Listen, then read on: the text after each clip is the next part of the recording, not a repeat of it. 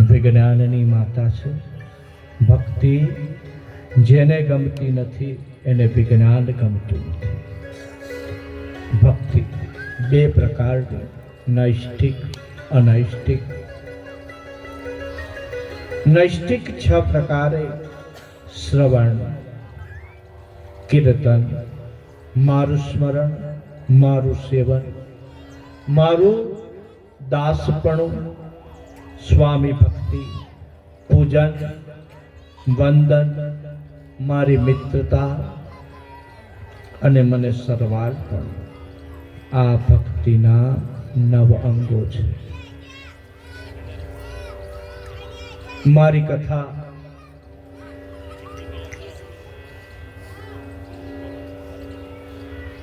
શ્રદ્ધાપૂર્વક સાંભળવી તે શ્રવણ છે. મારા કાર્યોના ગુણગાન ગાવા તે કીર્તન છે. મને સર્વત્ર વ્યાપક સમજી યાદ કરવો તેને સ્મરણ કહ્યું છે. સેવા કરવી તે સેવન છે. હૃદયપૂર્વક મારું કાર્ય કરવું તે દાસ ભક્તિ. મને 16 અર્પણ કરવા તે પૂજન. મન અને વચનથી સ્મરણ કરી 8 અંગોથી ભૂમિ સ્પર્શ કરવો તે વંદન છે. મારા પર મિત્ર ભાવે વિશ્વાસ રાખવો તે મિત્રતા છે. મને સર્વ કંઈ અર્પણ કરી દેવું તે આત્મસમર્પણ છે. ભક્તિના આ 9 અંગો મને ખૂબ જ પ્રસન્ન કરનારા છે. ત્યારબાદ ધર્મના લક્ષણ સમજાવ્યા. વર્ણાશ્રમ ધર્મ, રાજ્ય ધર્મ, સ્ત્રીનો ધર્મ, ઇતિહાસ, વેદશાસ્ત્ર, જ્યોતિષશાસ્ત્ર તમામનું જ્ઞાન આપ્યું છે. ત્રેતાયુગમાં ભગવાન શંકર સતી માતા સાથે દંડકારણ્યમાં વિચરણ કરતા હતા અને એ સમયે રાવણ સીતા માતાને કપટથી હરી ગયો. હરણ કર્યું છે સીતા માતાનું. અને પ્રભુ શ્રી રામચંદ્ર એમના અનુજ લક્ષ્મણ ભ્રાતા સાથે વનમાં ભટકી રહ્યા છે અને હે સીતેના નાદ પોકારી રહ્યા છે. ભગવાન શંકરે રામચંદ્ર ભગવાનને નમસ્કાર કર્યા, વંદન કર્યા. અને આ જોઈ સતી માતાને આશ્ચર્ય થયું કે આ મહાદેવ કે દેવોના દેવ ત્રિલોકીનાથ છે અને એક સામાન્ય વનવાસી વક્કલધારી પુરુષ કે જે સ્ત્રી માટે આક્રંદ કરી રહ્યા છે એવા પુરુષને વંદન કરે છે. એટલે ભગવાન શંકર સમજી ગયા કે માતાને સંદેહ થયો છે અને સંદેહ દૂર કરવા માટે કહ્યું કે દેવી, તમે જે આ સમજો છો એ કોઈ સામાન્ય પુરુષ નથી. મારા આરાધ્ય પ્રભુ શ્રી રામ છે કે જેનું હું ભજન કરું છું ને એ વિષ્ણુના અંશાવતાર છે, શ્રી રામચંદ્ર ભગવાન છે. પરંતુ સ્ત્રીનું મન સ્ત્રીહટ, રાજહટ, બાળહટ. નાનું બાળક હોય ને એને તમે ગમે એટલું કહો પણ એ માને નહીં. એને બાળહટ કહેવામાં આવે. બાળકને મુક્ત રાખવા જોઈએ. બાળકને અચાનક તમે કોઈને સંસ્કાર આપવા જાઓ તે સંસ્કારિત થશે નહીં. તમે તમારું છોકરું મોટું થાય 15 વર્ષનું, 17 વર્ષનું, 19 વર્ષનું ને કોઈ જ્યોતિષ કે આને રાહુની દશા છે, મંદિરે લોટો લઈને મોકલો. પેલો લોટો નહીં પકડે, એને શરમ આવશે. શેરીમાંથી લોટો પકડીને હું જાઉં કહેશે. એને નાનપણથી તમે શીખવાડ્યું હોય ને, પ્રથા પાડી હોય કે જા મંદિરે, મહાદેવના મંદિરે લોટો પાણી ચડાય પછી તને દૂધ કે ચા મળશે, પછી જ તને નાસ્તો મળશે. તેને એમ થઈ જાય કે મારું નિત્યનું કર્મ છે અને મારું રૂટીન છે. અને પછી એક વખત તમે ભક્તિમાં જોડાવ ને, પછી ભક્તિ એવી છે ને, ભજનમાં જોડાવ ને, ભજનાનંદ થાવ, ભક્તિમાં જાઓ, મંદિરમાં જોડાવ ને, પછી ટાઈમ થાય ને અને તમે મંદિરે ના જાઓ તો તમને બેચેની થાય. પછી માટે કહ્યું છે ધર્મ રક્ષતી રક્ષતી હો ધર્મ. જો તમે ધર્મની રક્ષા કરશો ને તો ધર્મ તમારી રક્ષા કરશે, પરંતુ એના માટે તમારે નિયમિત થવું પડે. તમારે પોતે આ તમારા બાળકો તમારું અનુકરણ કરે છે, તમારી નકલ કરે છે, તમારી ઝેરોક્સ કોપી છે.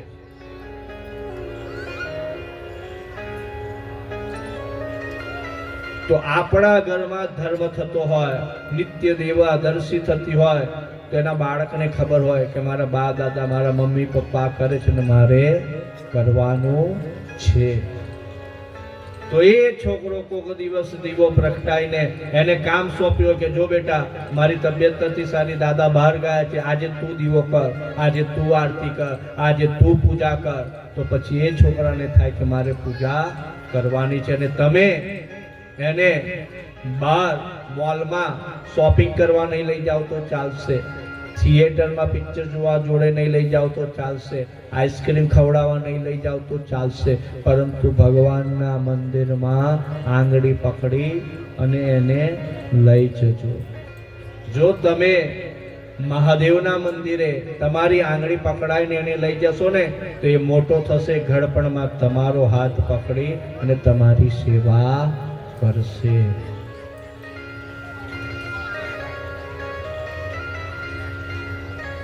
તો આ તો બધા આપણા કર્મોના ફળ છે.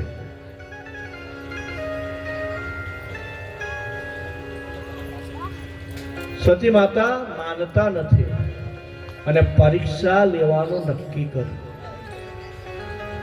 સીતા માતાનું સ્વરૂપ ધારણ કરી પ્રભુ શ્રી રામચંદ્રની સામે આવીને ઉભા, એટલે ભગવાને એમના ચરણ સ્પર્શ કર્યા પ્રભુ શ્રી રામચંદ્રએ. અને રામચંદ્રજીએ કહ્યું કે હે માં, તમે એકલા કેમ આવ્યા? મારા પિતાજી ક્યાં છે? માતાજી ભોંઠા પડી ગયા કે આ શું કહેવાય, અને પાછા આયા ભગવાન ભોલેનાથ પર. ભોલેનાથ બધું જાણતા હતા કે આ સતી માતાએ મારી વાત ન માની, સીતાજીનું સ્વરૂપ ધારણ કર્યું. હું જેને પરમેશ્વર માનું એમની પત્નીનું સ્વરૂપ ધારણ કર્યું, અને જો હવે એમને સ્વીકાર કરું તો મારો ધર્મ મને અનુમતિ નથી આપતો.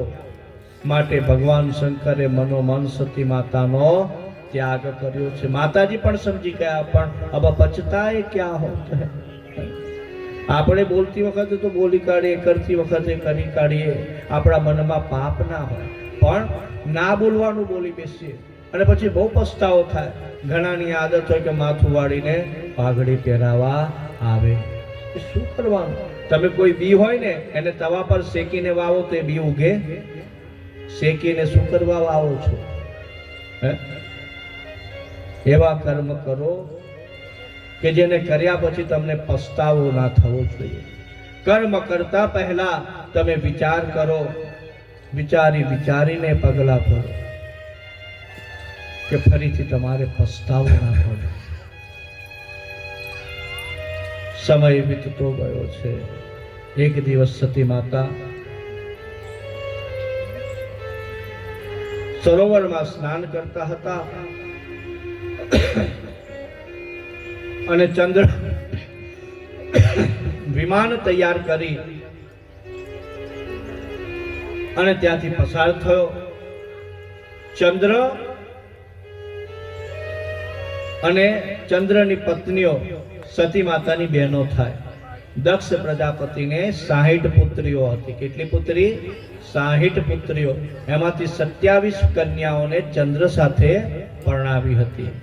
એટલે એ આધારે માતાજીએ ચંદ્રને રોક્યો અને પૂછ્યું કે ક્યાં જાય છે? માતાજી મોટા ચંદ્ર કરતા, એટલે કહે કે મોટી બહેન કે હું તો આપણા પિતાજીએ યજ્ઞ રાખ્યો છે, એમ કનખલ ક્ષેત્રમાં બહુ મોટા યજ્ઞનું આયોજન કર્યું છે અને અમે તો ત્યાં જઈએ છીએ, તમારે નથી આવવાનું?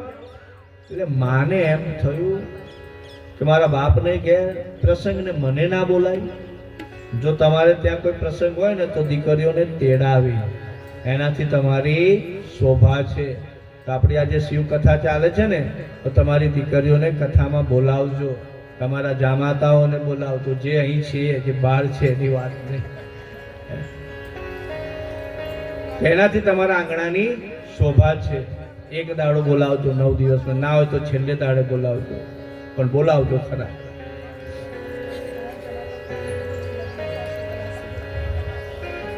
એટલે સતી માતાએ વસ્ત્ર પરિધાન કર્યા અને ભગવાન શંકર પાસે આવ્યા અને પૂછવા લાગ્યા કે હે દેવ, માતાજીને એમ થયું કે કદાચ મારા પિતાજીએ સંદેશો મોકલાયો હોય અને હું કંઈક કામમાં હોઉં, ભગવાન ભોલેનાથને કીધું હોય ને ભોલેનાથ કહેવાનું ભૂલી ગયા હોય.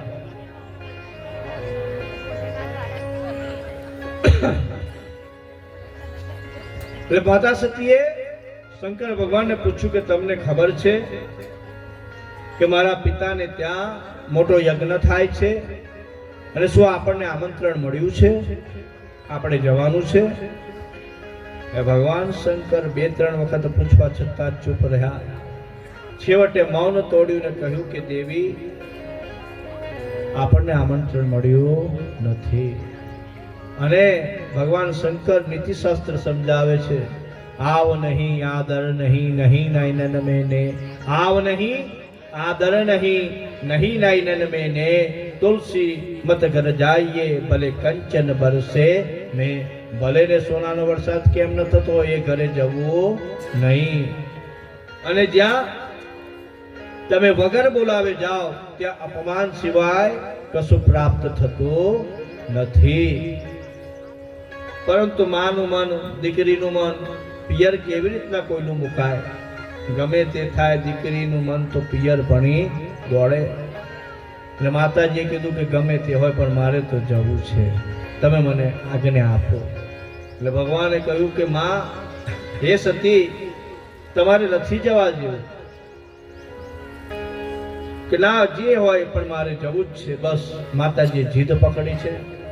શંકર ભગવાને 60,000 શિવગણો સાથે માતાજીને વિદાય કર્યા છે. માતાજી કનખલ ક્ષેત્રમાં આવ્યા છે અને દક્ષ પ્રજાપતિના પ્રભાવથી પ્રભાવિત થયેલા બ્રાહ્મણોએ સ્વાગત ન કર્યું, દેવતાઓએ સ્વાગત કર્યું નથી. બહેનોએ એમને બોલાવી, માએ એમનો આદર કર્યો. માતાજીએ યજ્ઞ શાળામાં દ્રષ્ટિ કરી તો ભગવાન રુદ્રનો સિંહાસન ન જોયું, ભગવાન શિવનો ધર્મધ્વજ ના જોયો.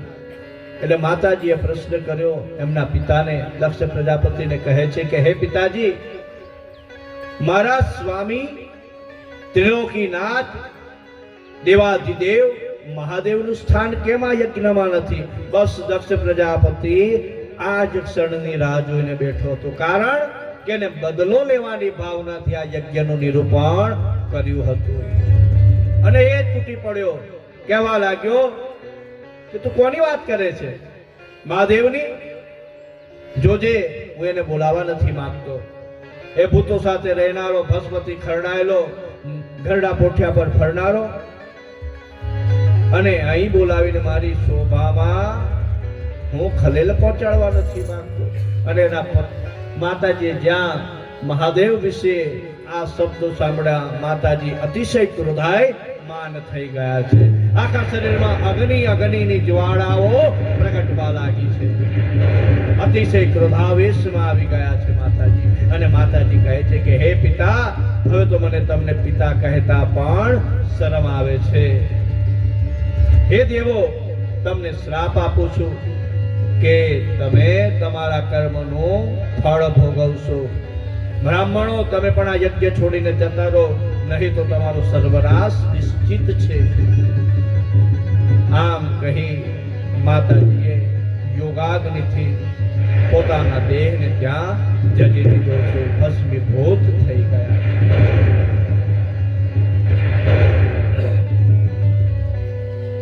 સર્વત્ર હાહાકાર થઈ ગયો. અમંગળના ધાણ થવા લાગ્યા છે.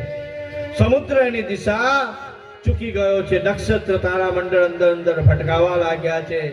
પક્ષીઓ અમંગળ સ્વરે રુદન કરી રહ્યા છે. ચારે તરફ ધૂળની ડમરીઓ ઉડવા લાગી છે. બધા શિવગણો કૈલાસ લોકમાં પાછા આવ્યા છે. નીચું મસ્તક રાખી રડતા મુખે મહાદેવજીને કહ્યું કે પ્રભુ અનર્થ થઈ ગયો. હે દેવ, હવે માં રહ્યા નથી. માએ અગ્નિ સમાધિ લીધી છે. શિવજીએ હજુ ધૈર્ય ધારણ કરી રાખ્યું છે. નારદને બોલાવ્યો. નારદ, સત્ય હકીકત શું છે? નારદે કહ્યું કે હે પરમેશ્વર, ગણો કહે છે તે સત્ય છે. બસ જ્યાં નારદે હા કહી ત્યાં ક્રોધના દેવતા, પ્રલયના દેવતા, કાલના કાલ મહંકાલે પોતાનું ત્રીજું નેત્ર ખોલ્યું છે અને ત્રીજું નેત્ર ખોલી પોતાની જટા ખોલી નાખી છે અને એક શિલાના ઉત્તર ભાગમાં જ્યાં જટા પછાડી છે, જટાના ઉત્તર ભાગમાંથી વીરભદ્ર નામે ગણનાયક ઉત્પન્ન થયા છે. કાલી, કાત્યાયની, મૃડવર્ધની, ઈશાની, ચામુંડા, ઘોરા, ત્વરિતા તમામ નવદુર્ગાઓ ઉત્પન્ન થઈ છે. તાવ અને તેજ સન્નિપાત ઉત્પન્ન થયા છે. વીરભદ્ર પ્રભુ શિવને વંદન કરીને કહે છે કે હે પિતા, મારું કાર્ય જણાવો. પ્રભુ શિવે કહ્યું, પુત્ર, બ્રહ્માનો પુત્ર અધર્મ કરી રહ્યો છે, માટે જા અને ધર્મની રક્ષા કર, એના યજ્ઞનો વિધ્વંસ કરીને આવ. હર હરના નારા, મહાદેવના નારા ગુંજવા લાગ્યા છે. જટાટ વિજ્જલ જલ પ્રવાહ પાવિતંતલે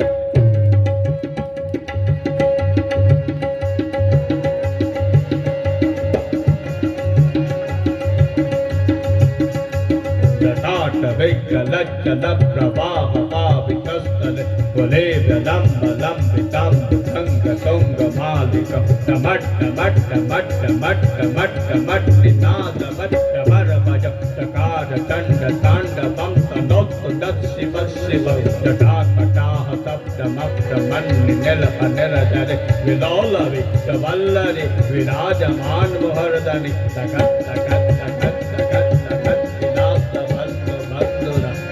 दिगंत संतति प्रमोद मान मानसे कृपा कटाक्ष धोरणी निरोधरार रापति वचित दिगंबरे मनो विनोद में तु वस्तुनि दटप तंग पिंग रत पुरत बना मणि प्रभा कदम्ब कंकुमत्र मप्त मल्त दिक्पदोमुख मदांत सिंधुरत पुरत कुत्तरीय मेदुरे मनो विनोद मत मुखम विभरत भरत भरत सहस्र लोचन प्रबुद्ध शेष देख शेखर सुन्नि धौल धौर में विशुद्ध दास्य पिट्ठ भुजंग राजमालया विभक्त टाट चुट्टक जय चिराय जाय ताम चकौर बंधु शेखर नाट तत्पदच्चयुत लिंगि निपित्ति मंत्र सायकम नमस्त लिंग नायकम सुधामयुग लेखया विराजमान शेखरम महाकपा विसंपदे शिरोष्टाल वस्तुन कराल भाल पट्टिका तगत तगत तगत तगत तगत प्रदल लट्ट पट्ट पावक किशोर चंद्र शेखरे प्रतिप प्रतिक्षणम मस्त धातरेन्द्र नंदिने कुटाग्र चित्र पत्र कप्त कल कनैक चलवे त्रिलोचन रतिर्मम नवीन मेघ मंडले निरुद्धरद्दुदत्त होत्य कस्य दत्तनं प्रबन्ध बन्ध शंकर जगत दुरंदर प्रपूर्ण नीत पंकज प्रपंच काले प्रभाव कंद कंद देव चित्त बंद कंदर वरक्षितम पुरक्षितम पवच्चितम मकदचितम गजदचितम नमगजितम जितम भजे अखर सर्व मंगला कथाप कंद मंजर तथा प्रवाह माधुरे विजगदनाम धूतम मरांतकम पौरांतकम भवांतकम मखंतकम गजांतकम तमागतकम तकम भजे गजत गजत भुजंग मद्भुत निमेत निमेत निमेत निमेत निमेत मृदंग तुंग मंगल प्रवर्तित प्रचंड तांडव शिव प्रचंड तांडव शिव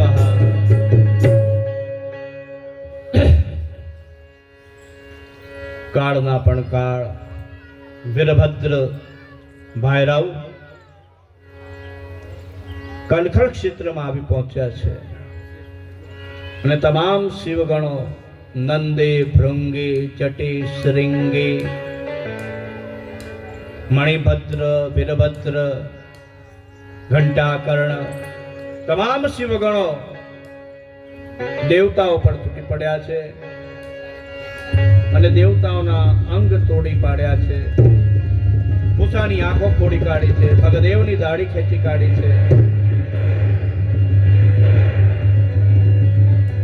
વીરભદ્રએ દક્ષ પ્રજાપતિને એના આશ્રય સ્થાનમાંથી બહાર કાઢી એનું મસ્તક છેદી અને કૈલાસ લોકમાં પરત કર્યા છે.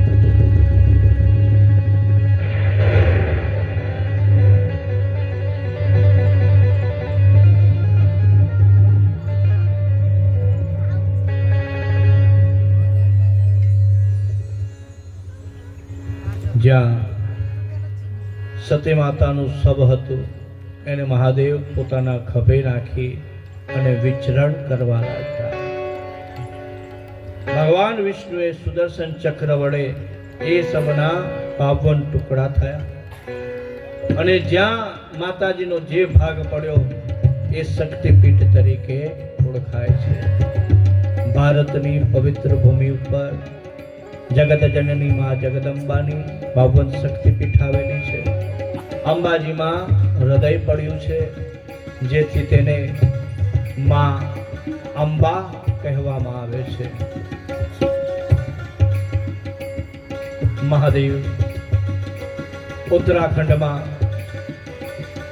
હિમાલયની ઘાટીમાં કે જ્યાં નંદા અલકનંદા નદી ભેગી થાય છે ત્યાં રુદ્રપ્રયાગ પાસે એક વડના ઝાડ નીચે ધ્યાનસ્થ મુદ્રામાં બેઠા છે અને બધા જ દેવો એમની પાસે પહોંચ્યા અને ભગવાનની પ્રાર્થના કરે છે, સ્તુતિ કરે છે. હે પ્રભુ દેવાધિદેવ કરુણાવત્સલ, તમે જાગૃત થાવ. તમારા વગર આ સૃષ્ટિનું કાર્ય ખોરંભે પડી ગયું છે, અમારી ઉપર દયા કરો. ભગવાને ધીરે ધીરે નેત્ર ખોલ્યા છે અને જ્યાં ભગવાનની અમી દ્રષ્ટિ પ્રાપ્ત થઈ દેવોનું દુઃખ દૂર થયું છે. ભગવાન કનકલ ક્ષેત્રમાં આવ્યા, દક્ષ પ્રજાપતિને બકરાનું મોઢું લગાડ્યું છે. એટલે આપણે મહાદેવના મંદિરમાં જઈએ ને તો ઘણા તાળીઓ પાડે ને પછી આમ કરીને બકરા જેવો અવાજ કાઢે છે. એ બકરાનો અવાજ કાઢે ને તો મહાદેવજી પ્રસન્ન થાય અને પછી માતાજીને ખુશ કરવા તાળી પાડવી પડે.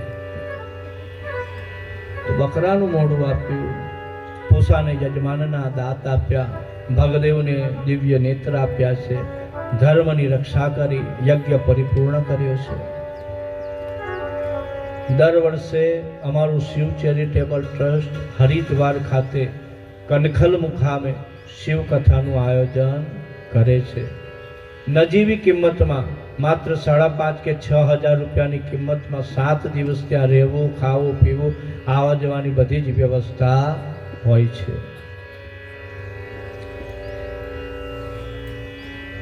ત્યારબાદ દેવો હિમાલય પાસે ગયા છે અને હિમાલયને પિતૃઓના પુત્રી મેના સાથે પરણાવી છે અને હિમાલયને કહ્યું કે હે હિમાલય, તું જગત જનની માં જગદંબાનું તપ કર અને માતા સતી માતા આ જન્મે ત્યારે ત્યાં પુત્રી તરીકે અવતાર ધારણ કરશે. ભાઈ પેલું પારણું લઈ આવજો.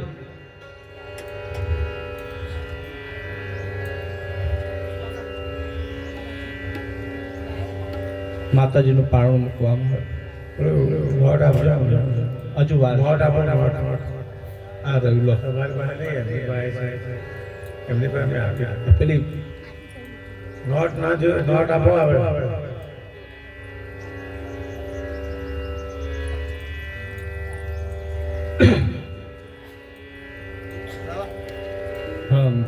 અહીંયા આગળ મૂકી દે વચ્ચે તાર પકડી લો.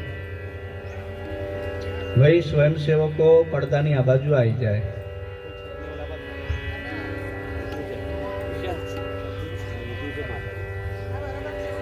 અને જો નાસ્તો આવી ગયો હોય તો એક બાજુ અહીંયા આગળ માતાજીના નામ બોલાય, કાં તો પછી રાખવા નામ પારણું ઝુલાઈ દે, પછી બધાને નાસ્તો આપી દેજો.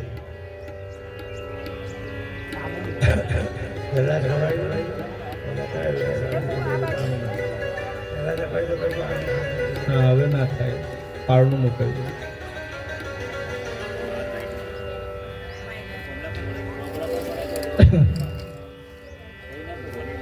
હિમાલય અને માતા મેના જગદંબાની આરાધના કરે છે. શિવાદેવી પ્રકટ થયા છે અને એ વખતે આખું જગત પ્રસન્ન થયું.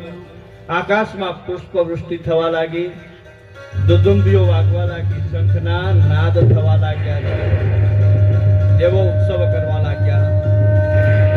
ચૈત્ર સુદ નામ મૃગશીર્ષ નક્ષત્રમાં મધ્યરાત્રિએ માતાજીનો પ્રાદુર્ભાવ થયો છે. બોલો પાર્વતી માત કી જય. જય હો, જય હો, જય જય હો, જય હો, જય હો, જય જય હો, જય હો, જય હો, જય જય હો. આ પપ્પા કઈ છે? કોઈ ગયા હે? ભાઈ બોલાય ને ભાઈ, અહીંયા આગળ બધા બહાર શું કરો છો બેહીને? ભાઈ અર્જુનપુરી હવે અહીંયા આગળ એક ફૂલની થાળી મૂક, કઈ જનોની જરૂર નથી. આ પારણું ઝુલાવા છે. આલે આલે તમે ઉભા થઈ પહેલા ઝુલાવજો.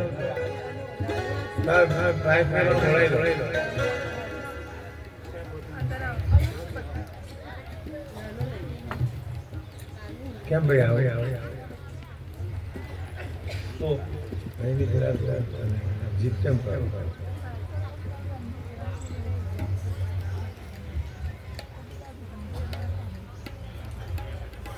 નહીં અહીંયા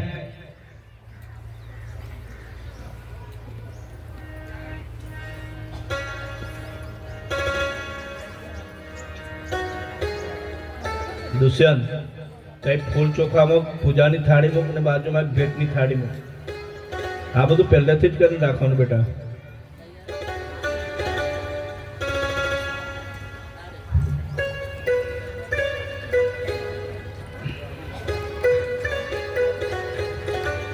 તો માતાજીના કન્યાદાન માટે જેમ કે હિમાલયનું સ્વરૂપ લેવાના છે, એવા અર્જુનપુરી અને એમના ધર્મપત્ની સૌથી પહેલા આવશે અને આપણે તાળીઓથી વધાવીશું એમને કે હિમાલયનું સ્વરૂપ એવું ધારણ કરવાના છે અને દિવ્ય પ્રસંગ છે. તો એમના ધર્મપત્ની અહીંયા આગળ પધારે.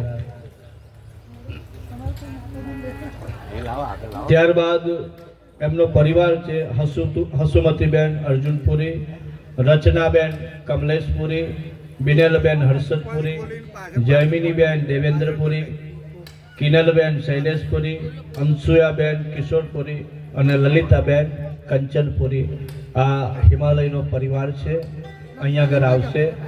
માતાજીનું પારણું ઝુલાવાય છે, એ ઝુલાવી લે ત્યાર પછી ઉમેદ ભારતી, સના ભારતીનો પરિવાર આખો જ, પુષ્પાબેન વિનોદ ભારતી, મનીષાબેન હિમેશ ભારતી, દિનેશ ભારતી, અશ્વિન ભારતી, ઉમેદ ભારતી, મીનાક્ષીબેન અશ્વિન ભારતી, ખુશ્બુ બેન, ભૌમિક ભારતી, અંકિત ભારતી, દિનેશ ભારતી, માલતીબેન અને એમની સાથે મીનાબેન સુતરિયા પણ જોડાશે. આ પરિવાર જે છે એ ઝુલાવી લે પછી આપણા પોથીના જે સહપોથીના યજમાન તરીકે જે છે નીલુબેન છે, પછી કોણ બાકી રહી ગયું છે, નીલમબેન છે, એ પણ એમના પછી આવી જાય. અને ત્યાર પછી હું બાપુજીને આ કાગળ આપું છું, એટલે આપણે માતાજીનું પારણું ગાશે અને આ બધા ઝુલાઈ લેશે. પછી જેમના નામ બોલે એમને અહીંયા આગળ આવવાનું રહેશે. અને જો કદાચ કોઈ નામ લખી લીધા પછી આયા હોય આ સભામાં તો દરેકે વારા ફરતી બધા એક લાઈન બનાવજો. પારણું બોલાય ત્યાં સુધી તમારે ઝુલાવી લેવાનું અને શાંતિથી પારણું ઝુલાવો. પારણું ઝુલાયા પછી તમારી જગ્યાએ જ તમને નાસ્તો આપી દેવામાં આવશે ને નાસ્તો આપ્યા પછી આરતી થશે અને દૈનિક એક પ્રાર્થના કે શંભુ ચરણે પડી આપણે પ્રાર્થના ગાઈશું. પ્રાર્થના ગાયા પછી આરતી થશે. આરતી થયા પછી તમારે પ્રદક્ષિણા કરી અને પછી પ્રસાદ લઈને જવાનું રહેશે. પેલો 10 મીટર વાળો વાયા નહીં કહીએ છે નહીં હાલુલથી અમને પેલો માર્ગ હાલજો. હાલુલથી લઈ ઝૂલો ઝૂલો ઝૂલો માતા પા